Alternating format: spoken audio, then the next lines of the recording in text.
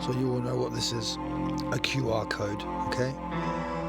Now, I've always thought it was just a gimmick, yeah?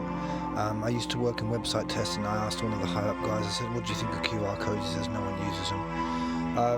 But now, as you're about to find out, the situation has changed. So this article is from 10 years ago, believe it or not. And it says, could the QR code be some government conspiracy to track your every move? 10 years ago, here's the proof. September 30th, 2010, yeah? So they were just sort of joking about saying, yeah, could they use it to track your every move? Well, let's have a look and see how, in 10 years, what's happened. And now we have an article from very recently. In the wake of COVID-19, QR codes are taking over the world. Will Visa and MasterCard survive?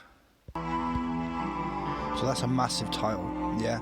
So something I thought was a gimmick, 10 years later, they're now saying it can take over the world. And will Visa and MasterCard survive? Now, these two companies are massive.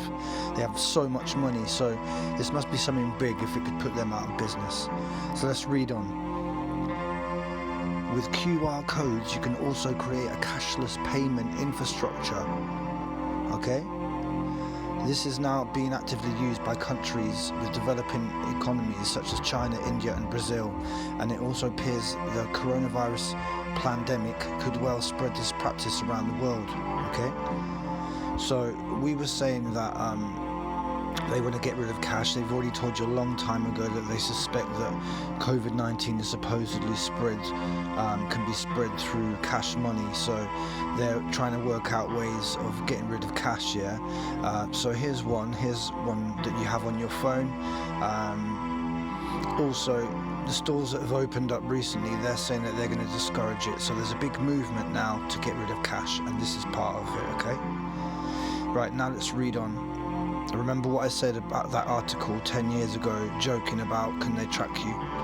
Now, COVID-19 has forced authorities in China, France, Qatar and other countries to implement QR codes actively used to track the health status of citizens and their movements. Yes, their movements.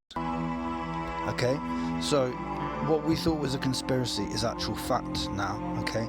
They are using this to track citizens' movements, okay? Right, now let's look at how it's being used in China. Right, so here we have a picture of a QR code in green. So basically in China, they are using this as basically a sort of passport to allow you to go to places. Now, if your code is red, it means you ain't going anywhere, mate. It means that you're going to have to go into government quarantine or self-quarantine for 14 days. If your code is amber, you will be quarantined for 7 days. With green, you can move around freely, okay? Now some of you are going to say, oh, what's wrong with this? It's good technology, they're using it to keep people safe. Right? Well, let's read what problems there might be, yeah? Or problems that do actually exist. What are the problems? As with all products of technology, the health apps are not perfect. It can make mistakes and assign users a wrong color code and force the wrong people into quarantine. Brilliant. Yeah? So you can basically be told that you ain't going anywhere and you've got to be put into quarantine, and it's wrong. It's wrong. There's been a mistake. When it comes to stuff like this, I don't think that we should be using technology that can make mistakes like that. Yeah. Some residents have complained on social media they were given the red code for the wrong reason. Yeah. A few days after its launch, they say in a statement the mayor had received so many calls from people who have questions over their codes, and then they had to set up an online application for people who demand a review of their assigned codes. Yeah, so many people are having so many problems that they've had to actually go out of their way to review these problems. Okay, so when it comes to restricting people's movements based on technology that can make mistakes, I think you're heading down a dark path. Okay, so basically, to summarize, 10 years ago, when the QR code was out and about, they were saying, oh, people that say there's a conspiracy that the government can track you. Well, I've just proved to you that they can track you, and they are physically doing it right now through that QR code, which is on your phone, and you'll think it's some good piece of technology. And then we've proved that they make mistakes. So you could be told to go to quarantine, and it's wrong. Yeah, because you're perfectly healthy, but the app will say that you need to go into quarantine for 14 days. No thanks.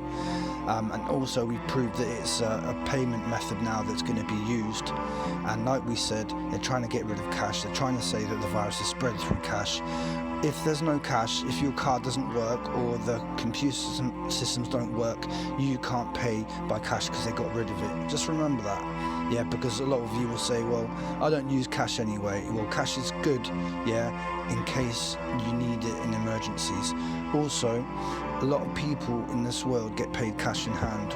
Agree with that or not, they do. Now, this won't be, I won't be able to do that anymore, and the tax people will love that, yeah? So the richest people will love that because people won't get paid cash in hand, okay? So these QR codes, everyone thought they were just some gimmick that was, no worth to them. Now they're taking over the world, like that article showed you, and they're thinking of replacing Visa and MasterCard. So that's how big these codes are, okay?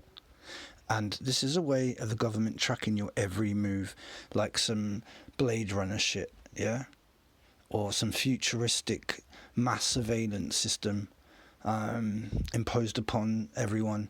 And I'd like you to look at some videos of Peru where they're all doing social distancing in the streets, and it looks like ants, yeah, all ants. You see it from the top down, and they're just ants, worker ants, doing their jobs with no emotions, nothing. And this is a sign of the future. And if this is what you want, then by all means, that's fine. But I don't want it for my children, your children, or anyone's children. They didn't ask to be born into this crazy, dark, cold, dystopian world, all right?